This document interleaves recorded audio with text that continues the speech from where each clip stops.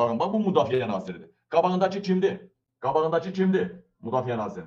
Bak demeyin ha Qabil yalan değil. Bak ala. Bu Nigar Rəhimlidir. Bak bu yaşıl sarı saç. Sarı saç. Nazirin qabağında. Bak bu da Müdafiə Naziridir. Bak gördünüz mü? Gördünüz mü? Gördünüz mü? İndi gəlin baxın. Nigar Rəhimli, müğənni, müharibə, baxın ha, vətən müharibəsi iştirakçısı kimi ha. Başınıza dönün.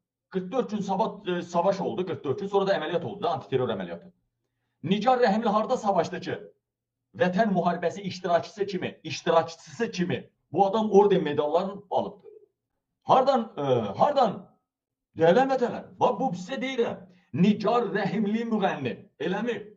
Ay sağ ol, ona niye vətən müharibəsi iştirakçısı kimi medal veriblər? Niye? Müdafiə Naziri buna ne cevap verdi bilirsinizmi? Bu suala.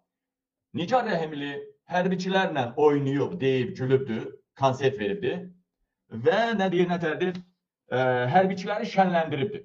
Hərbiçini şənləndirənə müharibə iştirakçısı medalı verirlər hə? Sual verirəm sizə. Hərbiçiləri gedib oxuyub şənləndirənə vətən müharibəsi iştirakçısı medalı verirlər hə? Ordeni verirlər hə? Onda Manaf'a gərək 20 dənə orden verək, Manaf Ağayevə. Manaf'dan çox yardım edən var orduya. Şəbnəm Tozlu'dan çox yardım edən var orduya. Şəbnəm Tozlu'dan çox konsert verən var orduda. Manaf'dan çox konsert verən var orduda. Onda onlara niye medal vermişsiniz? Səbəbini bilmək istəyirsinizmi? Deyim sizə.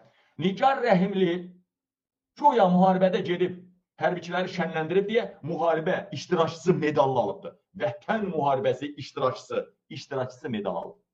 Amma əslində elə deyil. Bilirsiniz ki, Müdafiə Naziri 8 dənə arvadı var. Bizim Savunma Bakanının 8 arvadı var. Nigar Rəhimli, Müdafiə Naziri Zakir Həsənovdan vağzal süpürgəsi boyda bığ saxlayan Zakir Həsənovdan bir qız uşağı doğubdu. Nigahdan kənar Savunma Bakanı Zakir Həsənovdan bir qız uşağı dünyaya gətirib. Qeyri-qanunu məşuqəsidir. Bax, ona görə ona o medalı veriblər. Mən haqdan yanayam ha. Bilirsiniz ki, istəyir Milli Məclisin qərarı olsun, istəyir polis olsun, nə olur olsun. Mən həmişə haqdan yana olmuşam. Mən heç vaxt nahaqdan yana deyiləm.